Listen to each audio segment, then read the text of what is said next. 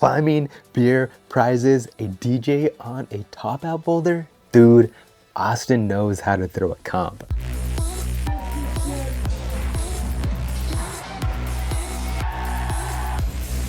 I'm taking you on one of the wildest comp experiences I've ever attended. Now, I didn't compete at all. I just flew out there to see what all the hype was about, check out the vibes, and get some sick content for the channel. I'm hoping as I get better with these videos and gain more followers, I'll actually get invited to go check out these comps and get content. Like, yo, could you come out? We have this big climbing event. We would love for you to make a video about it. VIP access, exclusive content. How sick would that be? The atmosphere was electric with tons of people. And yes, there was food on site and free beer. Dude, bouldering projects know how to go all out for their events. And get this, one of the sickest things at this competition was a platform built specifically for a DJ to do his thing on top of a top out boulder. It was like something out of like Project X. Seriously, a mash between a climbing comp and a music festival. A bunch of cool vendors and a spot where people were getting on-site flash tattoos. This right here,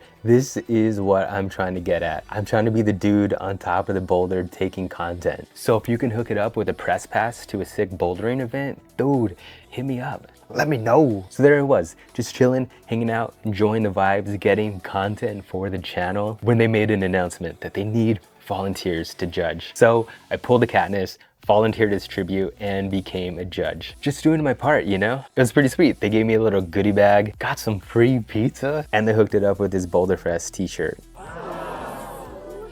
Hopefully you saw that, I have no idea. We'll see. This is the first climbing competition I have attended where they've had official judges for the preliminary competition, which is pretty sweet. I'd imagine most climbers don't have the qualities of someone that would cheat and say they topped a boulder without actually doing it. Though it was cool to have judges, and it just made the event and climbing so organized. Even though I'm sure some sandbag and say they're a beginner climber when they should be in the like intermediate or advanced. Though anyways, having judges made the event just way more organized. Every other climbing competition I've been to prior to this has just been chaos. It's just a bunch of people and you're just like waiting for your turn to jump on the wall, and you're like, oh, is this person gonna go? Or is this person? And you just like rush up and it's like, oh, no, you go, bro.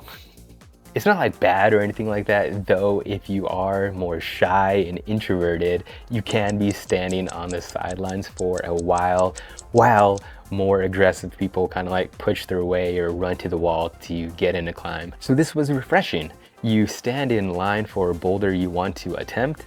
When you get to the front, you hand your scorecard to the judge, someone pretty dope like me. Go up to the wall, you try your attempt. If you don't get it, the judge just marks it down as a try, and then you go to the back of the line. Or if you get it, the judge marks it that you sent it. I guess the downside would be that if you jumped on the wall and you just like slipped up like right away, you couldn't even get to start. It wasn't like you could attempt it multiple times or just like, oh damn, let me just try it again real fast. It was to the back of the line. So for popular, easier boulders, there was like a long wait. So if you missed your attempt, you had to go to the back of the line and then wait a while for your second attempt. Though I'm sure it was probably better than multiple people just like trying to cut their way in or try to jump on the wall with chaos. I ended up on like one of the harder open climbs, like more advanced climbs. And this was the second session where most of the stronger climbers were in the earlier session. So I basically just hung out and watched people climb.